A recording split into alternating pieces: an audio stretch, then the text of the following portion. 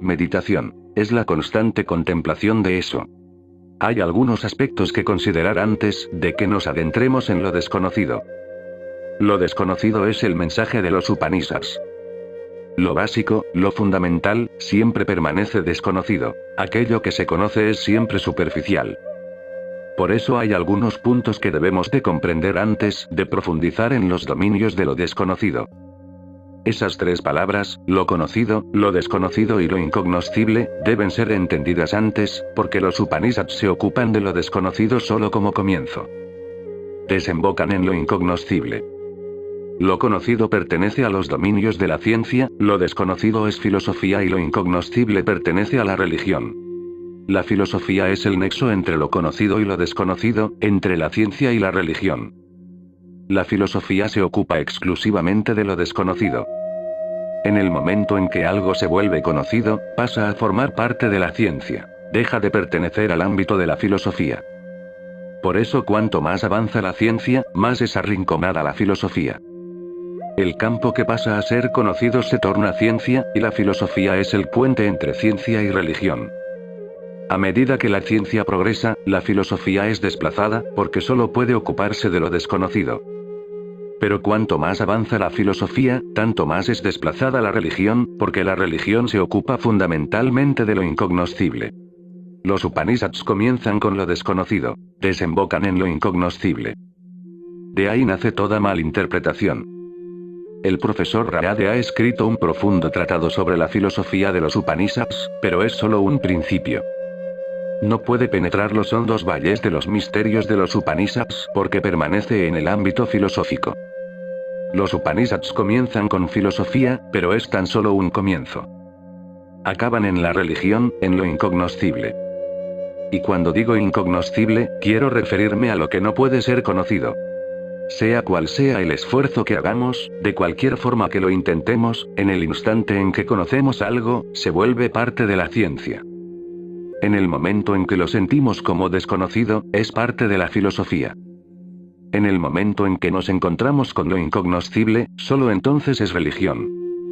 Cuando digo incognoscible me refiero a aquello que no puede ser conocido, pero que sí puede ser encontrado, que puede ser vivido, que puede ser sentido. Puedes hallarte frente a frente con ello. Puede ser encontrado pero aún así permanece incognoscible. Solo podemos percibir esto, que nos hallamos sumidos en un profundo misterio que no puede ser resuelto. Por esto, antes de penetrar en este misterio, debemos de comprender algunas cosas. Si no, no habrá cómo penetrarlo. La primera, ¿cómo escuchar? Porque hay distintas dimensiones del oír. Puedes escuchar desde tu intelecto, con tu razón. Este es el modo más corriente de escuchar algo, el más común, el más ordinario y el más superficial. Porque con la razón siempre estás en posición de defensa o en posición de ataque. Desde la razón siempre estás luchando, así que cuando alguien comprende algo desde la razón, está peleando con ello. Como máximo, se puede dar una muy rudimentaria comprensión, es posible una ligera percepción. El significado más profundo está condenado a pasar desapercibido porque el significado más profundo requiere escuchar desde el sentimiento. La razón nunca puede escuchar con compasión. Escucha desde un fondo argumentativo. No puede nunca escuchar con amor. Eso es imposible. Por eso escuchar mediante la razón es adecuado si intentas entender matemáticas, si tratas de comprender lógica, si tratas de entender cualquier sistema que sea totalmente racional. Si escuchas poesía desde la razón, no verás nada. Es como si uno intenta oír con los ojos o ver con los oídos. No puedes comprender la poesía utilizando la razón. Hay una comprensión más profunda, un segundo tipo de comprensión, que funciona, no a través de la razón, sino del amor, mediante el sufrimiento, mediante la emoción, a través del corazón. La razón siempre está en conflicto. La razón no permite que nada entre fácilmente. La razón debe ser vencida, solo entonces algo puede penetrar. Es una armadura alrededor de la mente, es un método de defensa, una media defensiva. Se mantiene alerta en todo instante para que nada pueda pasar sin que se dé cuenta. Y nada puede pasar, a menos de que la razón sea vencida. E incluso cuando la razón es vencida, el asunto no va directamente al corazón, porque en la derrota no puedes situarte en el sentir. La segunda dimensión del escuchar es a través del corazón, mediante el sentimiento. Uno escucha música. No se requiere entonces de análisis alguno. Desde luego, si eres un crítico, no serás capaz de comprender la música. Puede que entiendas las matemáticas, la métrica, el lenguaje, todo sobre música, pero no la música en sí, porque la música no puede ser analizada. Es un todo. Es una totalidad. Si te demoras un solo instante analizándola, ya has perdido mucho. Es una totalidad que fluye. Desde luego, la música sobre el papel puede ser analizada, pero nunca la música real cuando está ahí, sonando. No puedes permanecer distante, no puedes ser un observador. Tienes que ser partícipe. Si participas, solo entonces comprendes. Y así ocurre con el sentir. El modo de entender es mediante la participación. No puedes ser un observador, no puedes permanecer afuera. No puedes hacer de la música un objeto. Tienes que fluir con ella, tienes que estar profundamente enamorado de ella. Habrá momentos en que no estés allí y solo la música esté. Esos serán los picos. Esos instantes serán los instantes de música. Entonces algo penetra tu ser más profundo. Es un modo de escuchar más profundo, pero aún así no es el más profundo. El primer modo utiliza la razón, es racional. El segundo es a través del sentimiento, es emocional. El tercero es a través del ser, es existencia. Cuando escuchas con la razón, escuchas a través de una parte de tu ser. Y de nuevo, cuando escuchas a través del sentimiento, lo estás haciendo a través de una parte de tu ser. El tercero, el más profundo, la dimensión de escuchar más profunda, es a través de tu totalidad, cuerpo, mente y espíritu, como un todo, como una unidad. Si entiendes este tercer modo de escuchar, solo entonces serás capaz de penetrar los misterios de los Upanishads. El nombre tradicional de este tercer modo de escuchar es fe. Así que podemos hacer esta clasificación. Mediante la razón el método es la duda. Mediante el sentimiento el método es el amor. Mediante el ser el método es la fe, la confianza, porque si vamos a penetrar en lo desconocido, ¿cómo puedes dudar? Puedes dudar sobre lo conocido, pero de aquello que es absolutamente desconocido, ¿cómo puedes dudar? La duda solamente es válida si se ocupa de lo conocido. Con lo desconocido la duda es imposible. ¿Cómo puedes amar lo desconocido? Puedes amar lo conocido. No puedes amar lo desconocido, no puedes crear una relación con lo que no conoces. La relación es imposible. No puedes relacionarte con ello. Puedes disolverte en ello, esto es algo distinto, pero no puedes relacionarte con ello. Y el entregarse no es una relación. No es en absoluto una relación. Es simplemente disolver la dualidad. Con la razón la dualidad permanece. Estás en conflicto con el otro. Con el amor la dualidad permanece. Estás en una relación de afecto con el otro. Con el ser, la dualidad se disuelve. No estás ni en conflicto ni enamorado, no estás relacionado de ninguna forma. Este tercer modo es conocido tradicionalmente como fe, confianza, shraddha. En todo lo concerniente a lo desconocido, la fe es la llave. Si alguien dice, ¿cómo puedo creer? Se confunda, se equivoca radicalmente. Puedes creer, puedes no creer. Puedes creer si tienes argumentos para creer, puedes no creer si tienes argumentos para no creer. El creer nunca es más profundo que la razón. Por eso los ateos, los creyentes, los no creyentes, todos pertenecen a la dimensión más superficial. La fe no es creer, porque para lo desconocido no hay razón ni a favor ni en contra. No puedes ni creer ni dejar de creer. Por lo tanto, ¿qué hay que hacer? O bien puedes estar abierto o bien puedes estar cerrado a ello. No es una cuestión de creer o de dejar de creer. Es una cuestión de estar abierto o estar cerrado. Si confías, estás abierto. Si desconfías, estás cerrado. Esto es solo una llave. Si deseas abrirte a lo desconocido, tienes que confiar profundamente, tener fe. Si no deseas estar abierto, puedes permanecer cerrado, pero en este caso nadie se lo pierde excepto tú, nadie está perdido excepto tú. Permaneces cerrado como una semilla. Y lo digo con conocimiento. Una semilla tiene que abrirse, tiene que morir, solo entonces nace el árbol. Pero la semilla nunca ha conocido el árbol. La muerte de la semilla puede ocurrir únicamente con fe. El árbol es desconocido y la semilla nunca encontrará el árbol. La semilla puede permanecer cerrada por el miedo a la muerte.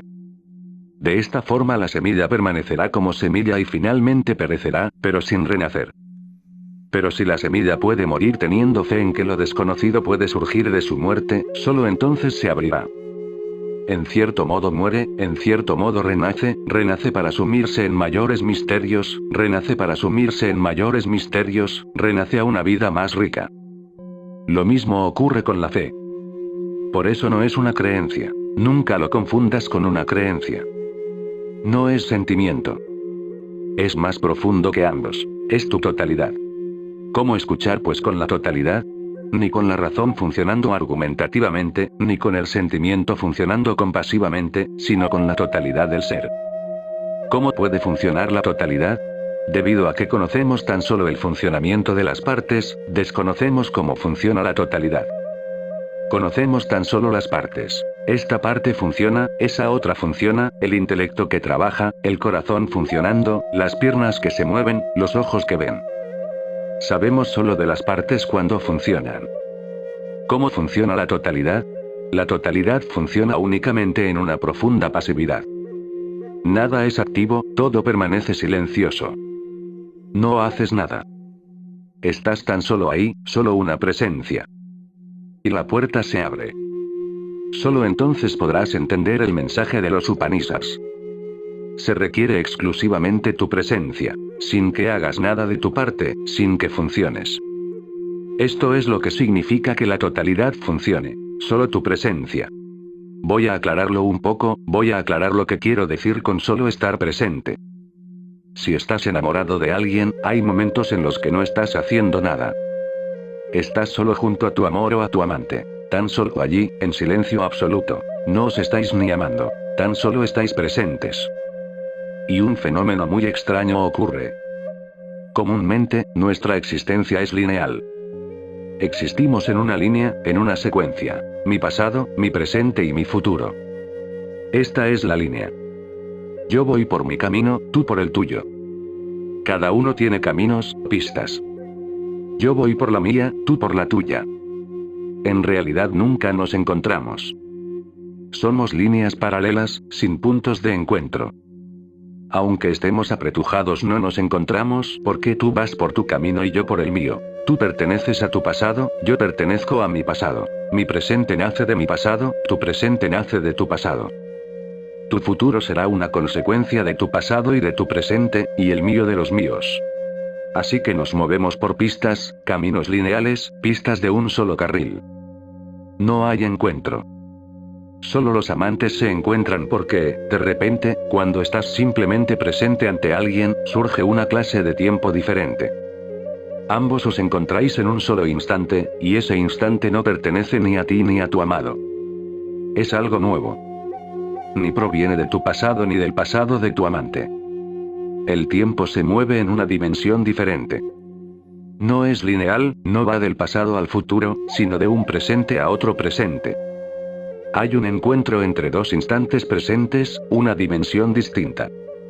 Esta dimensión es conocida como la dimensión de la eternidad, por eso los amantes dicen que un instante de amor es la eternidad en sí misma. Nunca acaba. No tiene futuro, no tiene pasado. Es solo presente, aquí y ahora. Esto es lo que quiero decir cuando sigo que si puedes escudarme, no desde tu pasado, ni desde tu futuro, sino con una totalidad tal que en el momento presente solo tu presencia permanezca, si puedes escuchar en silencio, pasivamente, si puedes estar presente, entonces se abre una nueva dimensión. Y el mensaje de los Upanishads puede penetrar solo en esta dimensión. Esto es lo que quiero expresar cuando digo que el mensaje de los Upanishads es eterno. No quiere decir permanente. Solo indica una dimensión de tiempo distinta en la cual no hay ni futuro, en tu tiempo interior. Y con este cambio interior, las palabras comienzan a tomar una forma distinta y un nuevo significado nace de ellas. Usamos expresiones similares. Todos usamos las mismas palabras, pero con una mente distinta las palabras tienen distinto significado. Por ejemplo, un doctor le pide a un paciente, ¿cómo se encuentra? Y un amante le pide a su amado, ¿cómo te encuentras? Y en un encuentro ocasional en la calle, le pides a alguien, ¿cómo se encuentra? Las palabras son las mismas, pero, ¿es el mismo su significado? Cuando un doctor le pide a un paciente, ¿cómo se encuentra? ¿Quiere expresar lo mismo que un amante al preguntarle a su amado, ¿cómo te encuentras? Tienen un significado distinto. Los Upanishads no pueden ser entendidos de un modo corriente. Por eso es por lo que los eruditos no los captan, los lingüistas no los captan, los pundits no los captan. Ellos trabajan desde el lenguaje, con la gramática, con lo que consideran adecuado, pero aún así no los captan. ¿Por qué no los captan? No los captan porque su tiempo interior es lineal. Trabajan con su intelecto, no con su ser. En verdad, están trabajando sobre el Upanishads, no están permitiendo al Upanishads que trabaje sobre ellos. Esto es lo que quiero expresar cuando digo solo estar presente. Entonces el Upanishad puede trabajar sobre ti, y en ese trabajo puede surgir la transformación. Eso puede transportarte a diferentes planos de existencia. Por eso lo primero que debes recordar es escuchar solamente con tu presencia. Absorbe a través de tu fe y de tu confianza, bébelo. No luches con la razón, no sientas con el sentimiento. Sé simplemente uno con tu ser. Esta es la llave, lo primero. En segundo lugar, los Upanishads usan palabras, tienen que usarlas, pero representan el silencio. Hablan sin parar, pero hablan desde el silencio. El esfuerzo es absurdo, paradójico, contradictorio, inconsciente, pero así es como es posible, es el único sistema. Incluso si yo quiero dirigirte hacia el silencio, debo utilizar palabras. Ellos usan palabras, pero están absolutamente en contra de las palabras y del lenguaje, no los apoyan. Esto debe ser recordado en todo momento, pues en caso contrario es muy fácil perderse entre las palabras. Las palabras tienen su propia magia, su propio magnetismo. Y cada palabra crea una secuencia propia. Los novelistas lo saben, los poetas lo saben. Dicen que a veces tan solo comienzan su novela. Cuando la acaban, no pueden afirmar que la han acabado. En realidad, las palabras poseen su propia secuencia. Empiezan a estar vivas por sí mismas, y así siguen solas. Tolstoy ha dicho en alguna parte: yo empiezo, pero nunca acabo, y a veces mis propios personajes dicen cosas que nunca hubiera querido que dijeran. Empiezan a tener vida propia y a seguir sus propios caminos. Se liberan del autor, del novelista, del poeta. Se liberan como un niño se libera de sus padres. Tienen su propia vida. Por eso las palabras tienen su propia lógica. Emplea una palabra, y ya has comenzado. Y la palabra creará muchas otras cosas. La misma palabra creará muchas otras cosas, y uno puede perderse. Pero los Upanishads no están a favor de las palabras. Por eso las usan tan poco como les es posible. Su mensaje es tan telegráfico que ni una sola palabra es usada innecesariamente. Los Upanishads son los tratados más cortos. Ni una sola palabra es utilizada innecesariamente porque las palabras pueden crear secuencias hipnóticas. Pero las palabras han de usarse. Por eso ten cuidado de no perderte en ellas. El significado es un asunto distinto. Y más que significado sería adecuado utilizar la expresión lo que indican. Los Upanishads usan las palabras como signos, como símbolos, como indicaciones. Usan las palabras para mostrar algo, no para decir algo. Puedes decir algo con tus palabras, puedes señalar algo con tus palabras. Cuando señalas algo, cuando indicas algo, la palabra ha de ser trascendida, se ha de olvidar. Si no, las palabras quedan y distorsionan la percepción global. Utilizaremos palabras, pero con cautela. Recuerda que no solo expresan algo, sino que son indicaciones. Las palabras se han usado simbólicamente, como un dedo señalando la luna. El dedo no es la luna, pero uno puede colgarse del dedo y decir: mi profesor me lo enseñó. Esta es la luna. El dedo no es la luna, pero puede ser empleado para señalar. La palabra no es nunca la verdad, pero las palabras pueden ser empleadas para indicar. Recuerda siempre que el dedo debe ser olvidado. Si el dedo se vuelve más importante y significativo que la luna, todo se pervertirá. Recuerda este segundo punto. Las palabras son solo indicadores de algo que no puede ser expresado con palabras, de algo silencioso, de algo más allá, de algo que las trasciende. Olvidar que las palabras no son realidades ha causado mucha confusión. Existen miles y miles de comentarios, pero todos se ocupan de las palabras, no de la realidad sin palabras. Siguen discutiendo. Durante siglos, milenios, los pundits han estado discutiendo lo que significa esta o esta otra palabra y han creado una extensa literatura. Demasiado buscar el significado, y lo que se obtiene no tiene sentido. Se han equivocado por completo. Las palabras nunca fueron realidades, solo indicadores de algo totalmente distinto de las palabras. Tercero, no voy a comentar los Upanishads, porque un comentario solo puede ser hecho desde el intelecto. Más bien voy a responder, no a comentar. Responder es algo distinto, enteramente distinto. Silbas en un valle o cantas una canción o tocas la flauta de bambú, y el valle se hace eco, eco, eco. El valle no comenta, el valle responde. Una respuesta es algo con vida, un comentario es algo vinculado a lo muerto. Una respuesta significa que los Upanishads podrán ser leídos ahí. No los voy a comentar, me volveré un valle y lanzaré su eco. Será difícil de comprender, porque aunque el eco sea auténtico, puede que no percibas el mismo sonido original. Puede que no seas capaz de descubrir la relevancia, porque cuando un valle responde, cuando se hace eco, el eco no es solo algo pasivo, es creativo. El valle añade mucho. La naturaleza del valle añade mucho. Un valle distinto resonará de forma distinta. Así es como deberían ser las cosas. Por eso cuando digo algo, no significa que todo el mundo lo interprete del mismo modo. Así es como mi valle devuelve el eco. Me acuerdo de unas líneas de Stevens. Parecen un poema zen. 20 hombres cruzando un puente hacia un pueblo, son 20 hombres cruzando 20 puentes hacia 20 pueblos.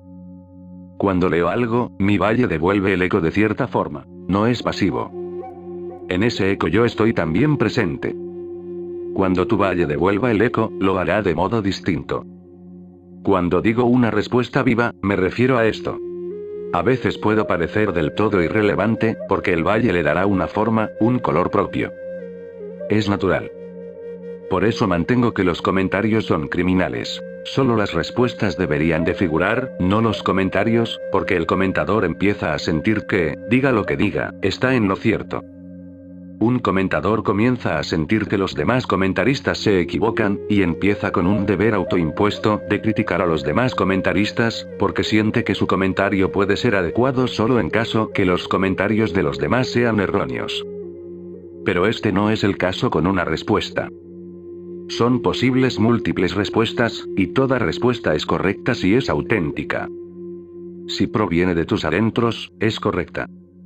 No hay un criterio externo de lo que está bien o está mal. Si algo surge del interior de uno, si te vuelves uno con ello, si vibra con todo tu ser, entonces es correcto. En caso contrario, por muy lógico y filosófico que pueda parecer, es erróneo. Esto va a ser una respuesta. Y cuando digo respuesta me refiero a que será más parecido a la poesía que a la filosofía. No será un sistema. No puedes crear un sistema basado en respuestas. Las respuestas son atómicas, fragmentarias. Poseen una unidad interna, pero encontrar esa unidad interna no es tan fácil.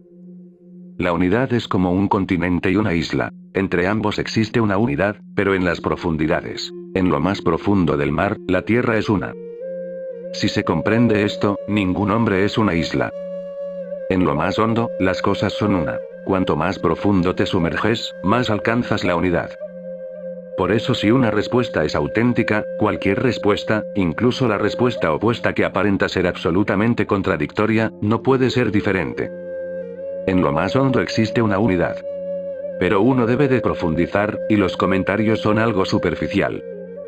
Por eso no voy a proporcionarte comentario alguno. No diré qué es lo que expresan los Upanishads. Diré únicamente lo que este Upanishad significa en mí. No puedo reclamar ninguna autoridad, y los que la reclaman son auténticamente inmorales. Nadie puede asegurar lo que este Upanishad significa. Lo único que puede decirse es lo que este Upanishad significa en mí. ¿Cómo devuelvo su eco? Esta respuesta puede crear una posibilidad de respuesta en ti si tú permaneces simplemente presente. En este caso, todo lo que diga hallará eco en ti. Y entonces, solo tú serás capaz de entenderlo. Sé como un valle, déjate ir, de modo que seas capaz de reverberar el eco libremente. Preocúpate de ser tú mismo un valle en vez de preocuparte por los textos del Upanishad, o de lo que estoy diciendo. Ocúpate de ser tú mismo un valle, y todo lo demás vendrá por sí mismo. No se requiere tensión alguna, no se requiere ningún esfuerzo sostenido para entenderme. Eso puede convertirse en una barrera. Tan solo relájate, vuélvete silencioso, pasivo, y deja que, suceda lo que suceda, haya eco en ti. Esas vibraciones te transportarán a una perspectiva diferente, a una visión distinta. Por último, yo no soy un hindú, ni soy un musulmán, ni un cristiano. Soy un vagabundo sin hogar. Aparentemente no pertenezco a la tradición de los Upanishads, por tanto no tengo por qué defenderlos. Cuando un hindú los comenta, o cuando reflexiona sobre los Upanishads, tiene intereses particulares. Cuando un musulmán escribe sobre los Upanishads, tiene anti-intereses. En ambos casos no pueden ser veraces y auténticos. Si uno es hindú, no puede ser veraz con respecto a los Upanishads. Si uno es musulmán, no puede ser veraz con respecto a los Upanishads. Ambos están condenados a mentir. Pero el engaño es tan sutil que uno puede que ni se dé cuenta. El hombre es el único animal que puede mentirse a sí mismo y vivir en el engaño. Si eres un hindú y reflexionas sobre los Upanishads, o si eres un musulmán y reflexionas sobre el Corán, o eres un cristiano que reflexiona sobre el Nuevo Testamento, nunca serás consciente de que no puedes ser veraz. El que seas cristiano es la barrera. No puedes ser veraz. Uno no debe pertenecer a nada. Solo entonces la respuesta es auténtica.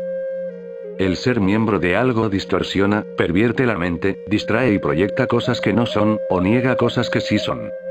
De modo que para mí, eso no constituye un problema, y para ti también te sugeriría que cuando leas el Corán, escuches los Upanishads o la Biblia, no seas hindú, cristiano o musulmán.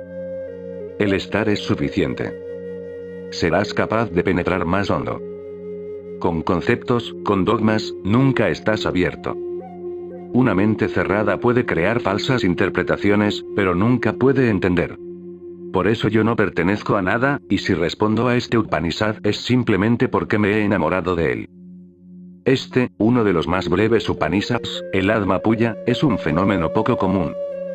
Así que diré algo sobre este raro Upanishad ya que he elegido hablar de él. En primer lugar, es el más breve. Es como una semilla, potente, preñada, conteniendo mucho. Cada palabra es una semilla con infinitas posibilidades. Por eso puedes hacerte eco de ella una y otra vez, infinitamente. Y cuanto más medites sobre ellas, cuanto más les permitas que te penetren, te serán revelados nuevos significados. Estas palabras semilla prueban que fueron halladas en profundo silencio. En realidad parece extraño, pero es un hecho. Si tienes menos que decir, dirás más. Si en verdad tienes algo que decir, puedes decirlo en unas pocas líneas, unas pocas palabras. Incluso una sola palabra será suficiente. Cuanto menos tengas que decir, más palabras tendrás que usar. Cuanto más tienes que decir, menos palabras usas. En la actualidad los psicólogos saben que, de hecho, las palabras no son utilizadas para decir algo, sino para esconderlo. Hablamos porque queremos esconder algo. Si quieres esconder algo no puedes permanecer en silencio, porque tu cara puede que lo revele, tu silencio puede que lo indique. El otro puede sospechar que estás ocultando algo. Por eso una persona que tiene algo que ocultar habla y habla sin parar. Mediante las palabras puedes engañar. Con el silencio no puedes engañar. Los Upanishads verdaderamente tienen algo que decir, por eso lo expresan en forma de semilla, en sutras, en aforismo. Este Upanishad tiene solo 17 sutras. Pueden ser escritos en media página. El Upanishad al completo puede ser escrito en una postal. En una sola cara. Pero contiene un mensaje muy poderoso, por eso consideraremos cada palabra semilla y trataremos de penetrar en ella, trataremos de ser una respuesta viva a ella. Puede que algo comience a vibrar en ti. Y puede empezar porque esas palabras albergan un alto potencial, contienen mucho. Si sus átomos pudieran ser destruidos, se liberaría gran cantidad de energía. Mantente pues abierto, receptivo, con profunda confianza, y deja que el Upanishad trabaje. Entremos ahora en el Atma Puya, veneración del yo. Aum. Meditación. Es la constante contemplación de eso. Aum. Esta palabra, Aum, es muy significativa como signo, como un símbolo, como una clave secreta. Por eso vamos a decodificarla primero. Aum tiene 5 mantras, 5 pasos. El primer paso es A, el segundo es U, el tercero es M. Esos son los pasos obvios. Cuando pronunciamos Aum, AUM, son 3 palabras. Pero pronuncia Aum, largo, y al final la M resuena. MMM. Ese es medio paso. El cuarto paso. 3 son los pasos obvios y pueden ser oídos. El cuarto es medianamente obvio. Si eres muy consciente, solo entonces lo oyes, pues de otra forma se pierde. El quinto nunca es oído. Cuando el sonido de Aum vibra y las vibraciones inundan el vacío cósmico, cuando el sonido ha desaparecido y una ausencia de sonido permanece, ese es el quinto. Pronuncias la palabra Aum, el AUM se oye muy claramente. Luego un prolongado sonido de MMM, medio paso, y luego la ausencia de sonido. Ese es el quinto. Esos 5 pasos son indicativos de muchas cosas. Primero, los Upanishads saben que la consciencia humana tiene 5 escalones. Nosotros conocemos los 3 más obvios: la vigilia, el ensueño y el sueño. Esos son los obvios. AUM. Los Upanishads llaman al cuarto Turiya. No lo mencionan porque no es obvio. El cuarto es aquel en el que uno también es consciente del sueño profundo. Si estás sumido en un sueño profundo, en un profundo sueño sin sueños, si por la mañana puedes decir, he dormido muy, muy profundamente, entonces es que hay alguien en ti que ha sido consciente y recuerda, de alguna forma, que ha habido un sueño muy profundo, un sueño sin ensueños. Pero el testigo estaba ahí. Este testigo es denominado el cuarto. Pero los Upanishads dicen que el cuarto no es el último, porque permanecer como testigo es estar aún separado. Por eso cuando el testigo también se disuelve, si solo resta la existencia, sin testigo, ese es el quinto. Por eso Aum es un signo de muchas cosas, de los 5 cuerpos del hombre. Los Upanishads los dividen en Anamaya, Pranamaya, Manomaya, Vijnanamaya y Anandamaya. 5 capas, 5 cuerpos. Este Aum es una señal cósmica. Es solo un signo, pero también un símbolo. ¿Qué quiero decir cuando digo símbolo? Cuando alguien se sumerge en lo profundo de la existencia, hasta las raíces, hasta las mismas raíces, los pensamientos dejan de existir, el pensador deja de existir, la objetividad deja de estar presente, la subjetividad ya no existe, pero aún, todo es. En ese instante carente de pensamientos, de ideas, se escucha un sonido. Este sonido se asemeja a Aum, tan solo se le parece. No es Aum. Por eso es un símbolo. No podemos reproducirlo. Esta es la mejor aproximación. Por eso es por lo que se ha relacionado con muchos sonidos, pero siempre próximos al Aum. Los cristianos y los musulmanes lo han representado como Amén. Ese sonido que se percibe cuando todo se ha perdido y solo un sonido vibra, que recuerda a Aum. Puede parecerse a Amén.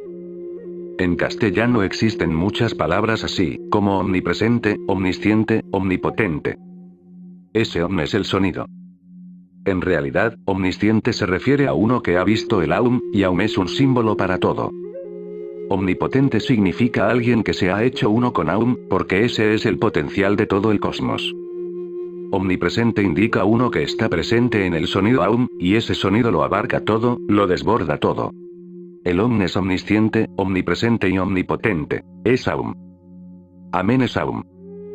Distintos buscadores, distintas personas, han percibido semejanzas diversas, pero siempre se asemejan a Aum. Este es un símbolo del sonido universal.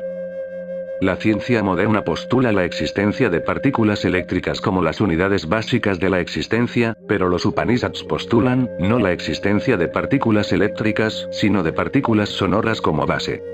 La ciencia dice que el sonido es una modificación de las vibraciones eléctricas, que el sonido en sí no es otra cosa que electricidad. Los Upanishads dicen que la electricidad no es otra cosa más que modificaciones del sonido. Una cosa es cierta, que de alguna forma la electricidad y el sonido son convertibles. ¿Cuál es la base? La ciencia dice que la electricidad es la base, los Upanishads dicen que el sonido es la base. Y yo creo que esta diferencia se debe sencillamente a diferentes aproximaciones. Los Upanishads alcanzan la realidad suprema a través del sonido, mediante mantras. Usan el sonido para alcanzar la ausencia de sonidos. Poco a poco, el sonido es abandonado, y, poco a poco, se alcanza el estado de ausencia de sonidos. En último término, cuando alcanzan el fondo, oyen un sonido cósmico. No es un pensamiento, no es un sonido creado. Es en la misma naturaleza de la existencia que resuena. A este sonido lo han llamado Aum. Dicen que cuando pronunciamos Aum, eso es tan solo una aproximación, una copia muy lejana, muy distante. Este no es el verdadero sonido, no es eso lo que descubrimos ahí, porque es creado por nosotros. Es nuestra creación. Es como la foto de algo, solo una aproximación. Mi fotografía simplemente se me parece. No soy yo. Oí de un pintor holandés, Van Gogh. Una sofisticada dama se encontró con Van Gogh por la calle y le dijo: vi un autorretrato suyo y es tan adorable y tan bello que le di un beso. Van Gogh le preguntó: ¿y el cuadro? Contestó. La señora dijo: no. ¿Cómo va a contestar un cuadro? A lo que Van Gogh repuso: pues entonces no era mío. Una fotografía puede tener un parecido, no es real. No hay nada malo en ello. Es suficiente con que se asemeje, pero uno no debería confundirla con la realidad. Por eso Aum es solo un símbolo de algo a lo que se parece, como una fotografía. Aum es también una clave secreta. Y cuando digo clave secreta, lo digo porque se parece al sonido supremo. Si puedes emplearlo y, poco a poco, hundirte en él, llegarás a la última puerta. Porque es parecida. Y se parecerá más aún si haces ciertas cosas con ella. Por ejemplo, si pronuncias Aum te ves obligado a utilizar tus labios, tienes que utilizar tu mecanismo corporal. Por esto, perderá parte de su semejanza, porque un mecanismo burdo ha de ser utilizado y lo distorsiona. Convierte a Aum en una cosa zafia. No emplees tus labios. Crea el sonido Aum dentro de ti solo mediante tu mente. No utilices tu cuerpo. Así se parecerá más, porque ahora estará utilizando un medio más sutil. Obtendrás una fotografía más exacta, más cercana a la realidad. No emplees ni siquiera la mente. Primero emplea tu cuerpo, luego, déjalo. Después usa tu mente, crea el sonido de Aum dentro de ti y luego deja de hacer incluso esto y abandona al sonido a sí mismo. No hagas esfuerzo alguno, él viene. Entonces se vuelve a japa, entonces ya no lo estás creando, estás solo en su fluir. Se vuelve aún más profundo y se vuelve más real aún. Puedes emplearlo como clave. Cuando se convierta en algo sin esfuerzo, cuando no tenga que ver con tu cuerpo, ni con tu mente, sino cuando el sonido tan solo fluya en ti, entonces estás muy cerca. En este punto solo una cosa tiene que ser abandonada: el que está sintiendo este Aum. El yo, el ego que siente este Aum me está envolviendo. Si te deshaces también de esto, entonces ya no hay barreras, y la copia, la fotografía, se funde con lo real, con el original. Por eso es una clave secreta. Este Aum es milagroso. Es tan esencial para los místicos, como lo es la fórmula de la relatividad de Einstein para los físicos. Esta fórmula son tres cosas a la vez: un signo, un símbolo y una clave secreta. Y Aum es también tres cosas. Pero básicamente es una clave secreta. A menos que abras las puertas, es del todo inútil que pienses sobre ella, es fútil, una pérdida de tiempo, de vida y de energía. A menos que estés dispuesto a abrir la puerta, ¿qué utilidad tiene el hablar de la llave? Incluso si comprendes todas las implicaciones filosóficas, no tiene objeto. Por eso Aum siempre es puesto al comienzo y siempre es puesto al final. Los Upanishads siempre empiezan con Aum, y siempre acaban con Aum. Esta es la llave. Si entras en una casa, lo primero que usas es la llave, y de nuevo, cuando sales, lo último en ser utilizado es la llave. Así que entra. Usa la llave. Pero si empiezas a contemplar la llave y continúas sentado en la puerta, entonces la llave no es una llave para ti, sino una barrera. Tírala. Porque no abre nada. Más bien cierra, porque estás constantemente pensando en la llave. Uno puede seguir pensando en la llave sin utilizarla. Hay muchos que han cavilado, pensado y proyectado sobre lo que significa Aum. Han creado estructuras, grandes estructuras sobre ella, pero nunca han empleado la llave. Es un símbolo, es un signo, pero básicamente es una llave secreta. Puede ser utilizado como método para penetrar en lo cósmico, como método para caer en lo oceánico. Cuanto más sutil se vuelve, más profundo, más se acerca a lo real. Cuanto más burdo, más se aleja. Meditación es la constante contemplación de eso. Este es el primer sutra. Vivimos en un mundo de 3 dimensiones. Una dimensión es la del yo-ello, el mundo de las cosas. Yo y mi casa, yo y mi mobiliario, yo y mi riqueza. Este es el ámbito del yo-ello. Un mundo de cosas, de ello, me rodea. Después hay otra dimensión, la del yo-tú, yo y mi amada, yo y mi amigo, yo y mi familia. Un mundo de personas. Este es el segundo ámbito. Luego viene un tercer campo, yo-eso, yo y el universo. Los Upanishads dicen, meditación, es la constante contemplación de eso. Ni de ello, ni de tú, sino de eso. Eso significa el todo. No es una cosa, no es una persona, es eso. Pero, ¿por qué usamos eso? Siempre que decimos eso, queremos expresar algo que trasciende, algo que está más allá, algo que no está donde nosotros estamos, ni en nuestras relaciones con las cosas, ni en nuestras relaciones con las personas. Eso. Sin nombre alguno, porque si le das un nombre, por ejemplo si le llamas Dios, se convierte en una relación del tipo yo-tú. Si lo llamas padre o madre lo transportas a la segunda dimensión. Si dices que no hay Dios, entonces vives en un mundo unidimensional, yo-ello. Eso no es una cosa. Los teístas están prestos a decir que no es una cosa, pero dicen que es una persona. Los Upanishads no se refieren a ello ni siquiera como persona, porque convertirlo en una persona es limitarlo y volverlo persona es hacerlo finito. Simplemente utilizan la palabra eso. Dicen, es todo, pero no podemos darle nombre porque no tiene forma, ni límite. Es la totalidad. ¿Cómo llamarlo? No lo llaman Dios, no lo llaman divino, no lo llaman Señor, no lo bautizan con nombre alguno. No hay forma ni nombre. Simplemente utilizan la palabra eso, y la constante contemplación de eso es meditación. Si puedes recordar eso constantemente, entonces te hallas en meditación. Cuando estés con gente, recuérdalo. Cuando estés con cosas, recuérdalo, acuérdate de eso. Estés donde estés, acuérdate de eso, el todo. No mires nunca lo limitado como lo limitado. Mira siempre en la hondura y siente lo ilimitado. No veas nunca la forma como tal forma. Mira en lo hondo y ve la ausencia de forma en ello. No contemples la cosa como tal cosa. Profundiza, siéntela, y eso te será revelado. No veas nunca a una persona como encasillada en su personalidad. Profundiza y percibe lo que va más allá, el más allá interior. La continua contemplación de eso es meditación. Sin ritual, sin método, sin técnica, simplemente contemplación continua. Pero es arduo, porque uno tiene que recordar continuamente, sin interrupciones, sin discontinuidad, sin un solo instante de olvido. Una continua recordación, constante, sin cesar. Somos incapaces de recordarnos incluso durante unos pocos segundos. Comienza tan solo a contar tu aliento y recuerda cuántas inspiraciones eres capaz de contabilizar mientras recuerdas continuamente, recordando constantemente el proceso del respirar. El aliento que entra y el aliento que sale. Recuerda y cuenta. Cuentas hasta 3 o 4, y ya te has olvidado.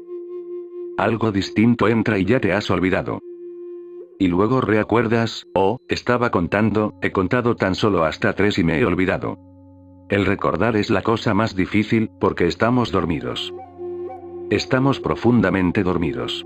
Caminamos dormidos, hablamos dormidos, nos movemos, vivimos, amamos, lo hacemos todo estando dormidos, en un profundo sonambulismo. una hipnosis profunda y natural. Por eso es por lo que hay tanta confusión y tanto conflicto, tanta violencia y tanta guerra.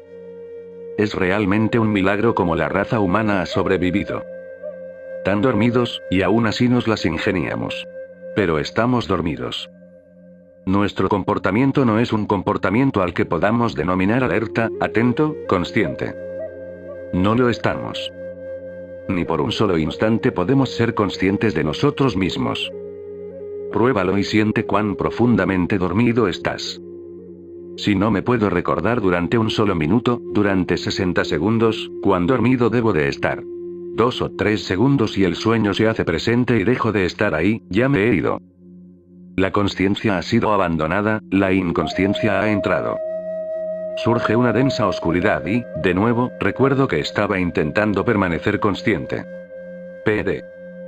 Ouspensky estaba trabajando junto a Gurdjieff en este método de recuerdo de sí. La primera vez que se encontró con Gurdjieff le dijo, ¿qué quiere decir con recuerdo de sí? Yo me acuerdo de mí mismo. Soy P.D. Ouspensky. Gurdjieff le dijo, cierra tus ojos y recuerda que eres P.D. Ouspensky, y cuando te olvides, dímelo. Sé honesto. Pasaron solo 2 o 3 segundos y Ouspensky abrió los ojos y dijo, he empezado a soñar. Olvidé que era P.D. Ouspensky. Lo he intentado 3 o 4 veces. Me he dicho a mí mismo, soy P.D. Ouspensky, soy P.D. Ouspensky, soy P.D. Ouspensky, y entonces un ensueño se presentó y dejé de ser consciente.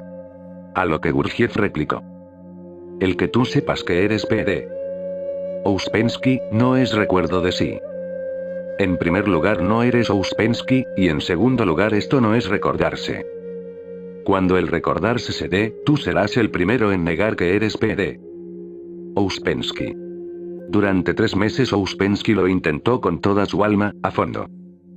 Cuanto más lo intentas más te das cuenta de lo duro que es. Cuanto más lo intentas más empiezas a sentir que he estado dormido toda mi vida. Es una consciencia mecánica la que poseemos. Podemos funcionar con ella, hacerlo rutinario, pero nunca podemos profundizar. Durante 3 meses, cuando lo intentó y se hizo consciente, surgió un nuevo pilar de consciencia. Cuando pudo sentir y permanecer consciente de forma permanente, Gurdjieff le pidió que fuera con él y saliera a la calle. Y Ouspensky dijo, por primera vez, en las calles de una gran ciudad, me di cuenta de que todo el mundo está dormido, de que todo el mundo se mueve en sueños. Pero yo había circulado por las mismas calles y nunca había sido consciente de ello. Y vi que todo el mundo estaba dormido, solo que con los ojos abiertos. Se asustó tanto que tuvo que decirle a su maestro, no puedo seguir, tengo que regresar.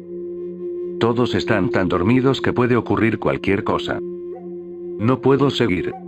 Siéntate junto a la calle y mira los ojos de la gente moverse.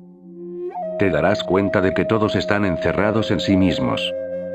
Nadie se da cuenta de lo que sucede a su alrededor. Alguno habla consigo mismo, algún otro mueve sus manos, haciendo gestos, puede que esté sumergido en algún sueño. Los labios se mueven, todos hablan por dentro. Nadie es consciente de lo que sucede a su alrededor. Todos se mueven como autómatas. Van a sus casas, no necesitan ni recordar siquiera dónde están. Se mueven automáticamente. Sus piernas se mueven, sus manos dirigen la dirección de sus automóviles, llegan a sus casas, pero todo el proceso en sí es solo un sueño, una rutina mecánica. Los carriles están ahí y ellos lo único que hacen es circular por esos carriles. Por eso es por lo que siempre estamos temerosos de lo nuevo, porque entonces tenemos que crear nuevos carriles. Estamos asustados de lo nuevo porque con lo nuevo la rutina no funciona, y durante cierto tiempo debemos de estar alerta. Estamos siempre encajonados en nuestras fijas rutinas y estamos, en cierto modo, muertos. Una persona que duerme, en realidad está muerta. No se puede decir que esté viva. Solo por unos instantes, por unos breves momentos en toda la vida, nos volvemos conscientes, y esos momentos se dan o bien en profundos momentos de amor, que son escasos, sucede tan solo a unos pocos, a muy pocos. Y cuando sucede, todos sienten que este hombre se ha vuelto loco, porque se vuelve diferente por completo, pues comienza a ver las cosas de un color distinto, con una música diferente, con una luz distinta. Empieza a mirar a su alrededor y contempla un mundo diferente. Desde luego, para nosotros se ha vuelto loco, por tanto podemos perdonarle porque está loco. Está en un sueño. La realidad es al contrario. Nosotros estamos dormidos y por un breve instante, él se ha vuelto consciente de una realidad más profunda. Pero él está solo, y esa consciencia no puede continuar porque es un suceso accidental. No la ha conseguido con su propio esfuerzo. Simplemente ha sucedido. Es un accidente. Volverá a dormirse de nuevo y cuando se duerma sentirá que ha sido traicionado por su amante o su amada, porque la magia del amor ya no está presente. Esa magia llegó porque él se hizo consciente de un mundo distinto. En este mundo coexisten mundos distintos. Él se hizo consciente y ahora está dormido otra vez, por eso siente que ha sido traicionado. Nadie la ha traicionado. Todos los amantes sienten que han sido traicionados. Únicamente ha ocurrido que, en un repentino despertar, ha visto otro mundo, con una belleza distinta, con diferentes sonidos, y ahora está dormido de nuevo. Este vislumbre ha desaparecido y ahora se siente traicionado. Nadie le ha traicionado. Tan solo ocurrió que, de repente, se hizo consciente. Uno se vuelve consciente o bien con el amor o bien con la muerte. Si de improviso caes en manos de la muerte, te harás consciente.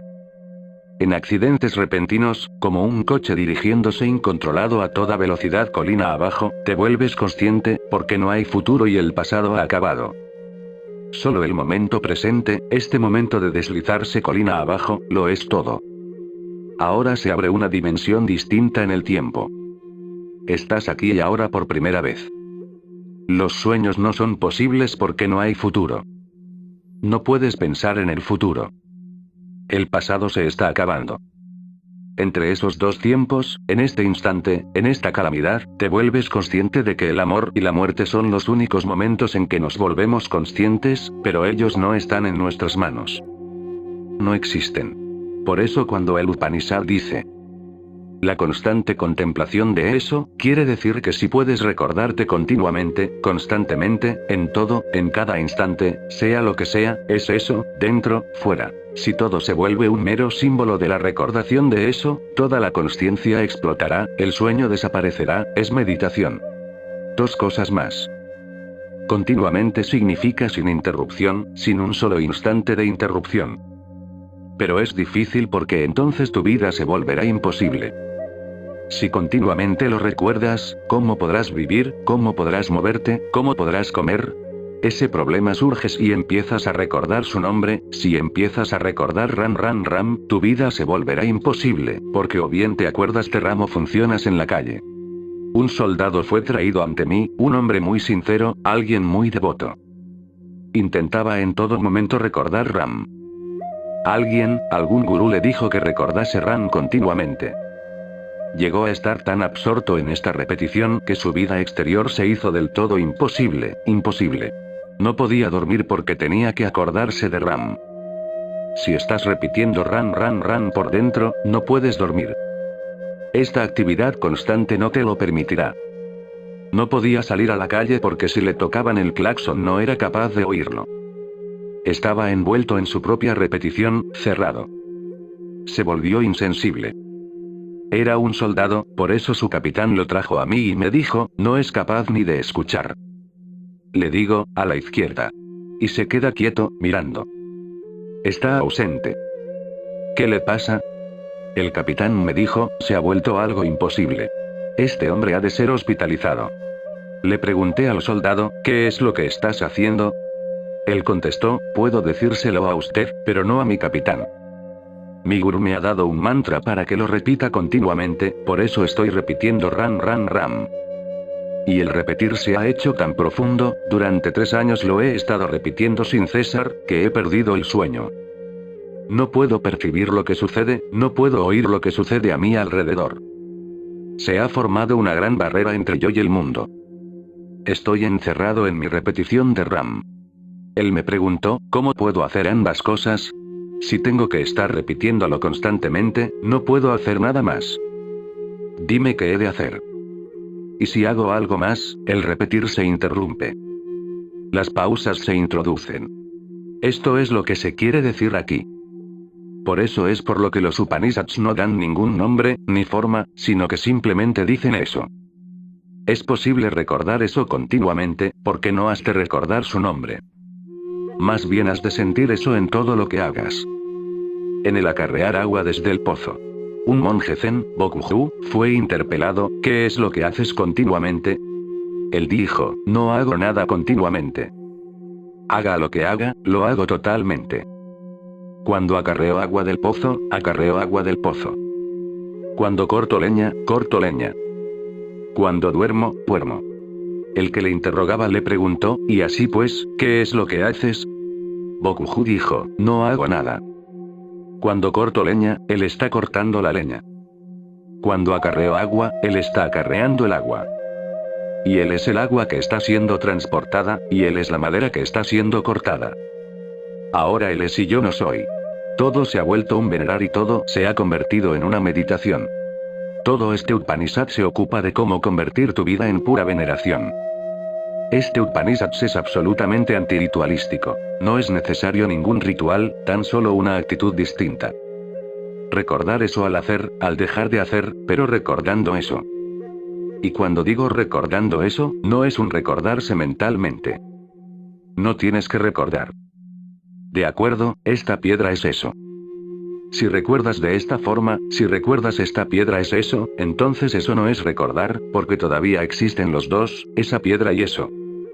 Cuando los Upanishads dicen, constante contemplación de eso, implica que la piedra debe desaparecer. Solo ha de quedar eso. Esa es la comprensión más profunda, una comprensión constante. Comienza a sentir. No toques nada sin el sentimiento de eso. No ames a nadie sin sentir eso. No te muevas, ni respires, sin el sentimiento de eso. No es que tengas que imponer eso a todo, tienes que descubrir eso en todo. La distinción ha de ser clara. No tienes que imponer eso a todo. Puedes imponerlo, pero será un truco. Tienes que descubrirlo. Al ver una flor, puedes imponerlo y decir, oh, esa flor es eso. No impongas, no digas nada. Permanece en silencio junto a la flor. Mírala, mantente en profunda simpatía hacia ella, en una profunda comunión con ella.